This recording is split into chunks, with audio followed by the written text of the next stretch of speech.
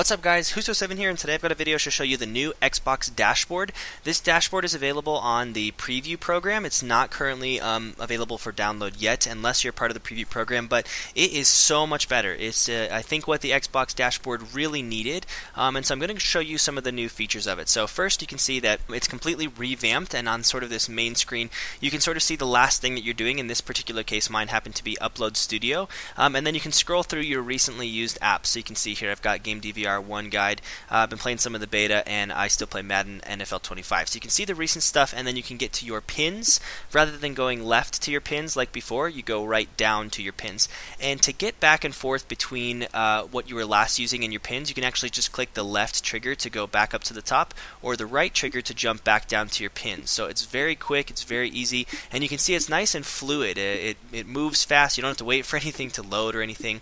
And that's true when you go to the sidebar as well. So if you see on the side now, this is where some of your things have moved to. So they used to be kind of over to the right, but now you can actually just move to the left with the joystick or the D-pad. Get to some quick options, one of which is to view your friends. You can sort by recent players or favorites, as well as you can search for someone. So this is great. This is a nice feature. It's got my favorites up here that I play with a lot at the top, and that's a really nice feature because I can get to my friends very quick and see what they're doing. The next thing is Party. If I go down, I can get to Party, and now in this, parties are always started. So previously, you know, if you were going to click a party, you'd start a party and you'd see like the little spin. Well, watch this. I click start a party, and I've got a party right there. So it wasn't instant, but I mean it was very short. There was no spinning circles, no black screens, nothing like that. It worked really fast, and you can see that now I've got the party. And another cool feature is that there's actually a party chat. I'm not talking about party chat on the headset. There's actually a party text chat, so you can send messages between your party using the party text chat. So that's pretty cool, and you can see that that party is available pretty instantaneously, and so you can get to it nice and quickly, and you can set all of the different things as well as invite people into the party. You can switch to game chat. You can make the party invite only or joinable, and you can see that it's nice and fast. The parties are always ready to go. You don't have to wait for any spinning or anything like that. So that's fast and quick. Next, if we move down, you've got your messages. Again, very quick, very fast. You don't have to worry about snapping anything. You don't have to worry about anything loading. It's fast. It's quick. You can see your recent messages. You can click on to send a new message, and you can get in and you can respond to messages quickly. So that is nice because messages was always a pain. I always check messages using OneGuide rather than using the Xbox because it was just so slow. And so here you can get to it very quick. You can get right back into the games, what you're doing, or right back to your dashboard. Next is notifications. In addition to a new notification icon, the notifications are like stacked now. So you can see I can go down here, and there's actually 6 system notifications. So it sorts it by achievements, system, game DVR. It's a notification about friends. So it sorts them into things. And even if you miss them, if they pop up on your screen, the little globe sort of used to be in the top left corner. Now they're right here, and you can actually view them. So I can see what all of my things were. I have no idea why installation on Black Ops 3 was starting and stopping, so I'll just go ahead and click clear all for that. So those are gone, and now they're not going to be a pain or anything. They just pop up on your screen quickly, and you can view them, and you can get rid of them. I can even just click clear all if I don't want to see any on my screen. They're gone. It's fast. Again, you don't have to worry about missing anything, so you can actually even have notifications turned off. They will still appear here so that you don't have to worry about having them in games or anything, and you can still check them very easily, again, by just going to the left and scrolling down to your notifications. So that's pretty cool. In addition, there's a new notification icon that pops up. It's crisp, it's fast, it's smooth, and I'm going to show you what it looks like real quick.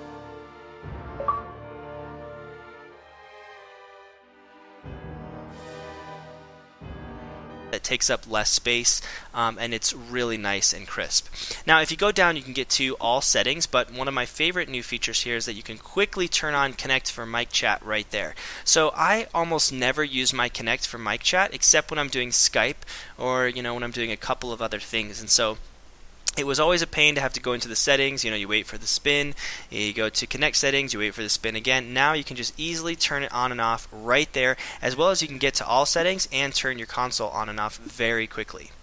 Now next is that Snap has been moved over here. Even though apps are still snapping to the right, pulling up a snapped app has moved to the left. So you can see that the apps that can be snapped has now changed a little bit because There's some things like you can no longer snap messages or party or friends, since those things are sort of permanently, I'm not going to use the word snapped, but they're sort of permanently on this sidebar here on the right. So here are your apps that you can snap. I'll snap achievements real quick so you can see what that looks like.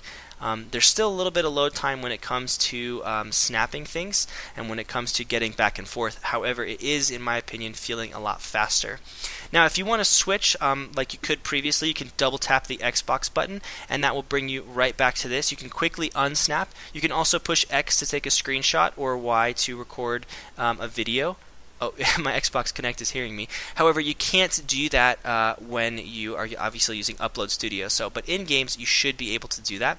You can quickly unsnap, but then rather than moving left and right between your snapped app and your main app like you did before, you can see that you can.